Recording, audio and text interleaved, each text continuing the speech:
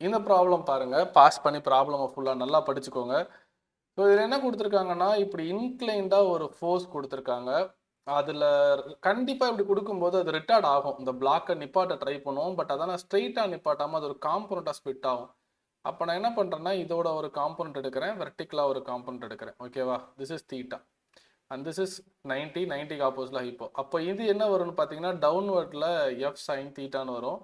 இந்த சைடில் வந்துட்டு எஃப் காஸ் தீட்டான்னு வரும். ஃபென்டாஸ்டிக்கான ப்ராப்ளம் சொல்லலாம், பட் பேசிக் தான். இது ஃப்ரிக்ஷன் இங்கிட்ட ஆக்ட் ஆகுது. ஸோ இப்போ இந்த ரிட்டார்டிங் ஃபோர்ஸ் யாருன்னு பார்த்தீங்கன்னா, இந்த ஆப்போசிட்டில் இவங்க 2 பேர் தான் ரிட்டார்டிங், கரெக்டாக? அப்போ எஃப் ரிட்டார்டுன்னு போடுறேன். அந்த கேரக்டர் யார் யாருன்னு கேட்டிங்கன்னா, F cos 45, okay, plus mu N. இந்த இடத்துல ஒரு சின்ன ட்ராப் இருக்குது. நார்மலாக என் எம்ஜின்னு எழுதும்போது கண்டிப்பாக அந்த தப்பு நடக்க சான்ஸ் இருக்குது. இங்கே வெறும் எம்ஜி இல்லை, ஆல்ரெடி கீழே ஒரு காம்பனண்ட் வர ஆக்ட் ஆகிட்டு இருக்காங்க. அதை நீங்கள் நல்லா புரிஞ்சுக்கணும். இந்த சிஸ்டமை பொறுத்த வரைக்கும் என் மேலே ஆக்ட் ஆகுறாங்க, கீழே 2 பேர் ஆக்ட் ஆகுறாங்க. யார் யாருன்னு பார்த்தீங்கன்னா, எம்ஜி ஒன்று, எஃப் சைன் 45 ஒன்று. Very clear. அவசரத்தில் நம்ம அதை விட்டுருவோம்.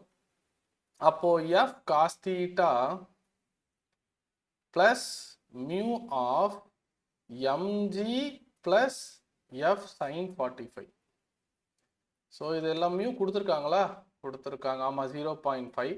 ஸோ எஃப்பும் கொடுத்துருக்காங்க 20√2. ஸோ இந்த √2லாம் உங்களை ஒரு கன்வீனியன்ஸ் ஜோன்லேயே தான் வச்சுருக்கும். பார்த்தீங்கன்னா உங்களுக்கு ஃபென்டாஸ்டிக், அது கேன்சல் ஆகும்.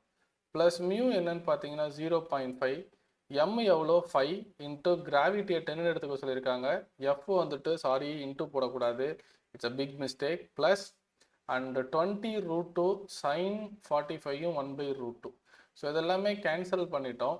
அப்போ answer 20 plus 0.5 of 5 into 10 plus 20 இதெல்லாம் ஒர்க் பண்ணிங்கன்னா உங்களுக்கு கிடைக்கிற ஆன்சர் வந்துட்டு 55.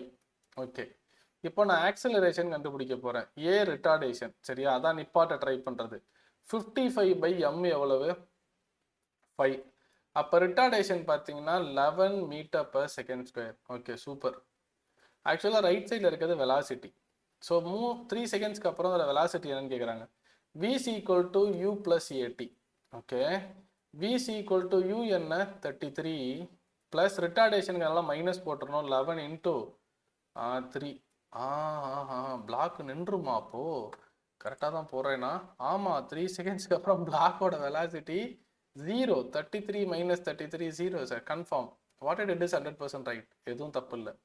0 மீட்டர்/செகண்ட். 0 மீட்டர்/0 தான். எதுக்கு யூனிட் பொறுத்தவரை பண்ணிக்கிட்டு 0. கீப் ஆன் வாட்சிங். தேங்க்யூ.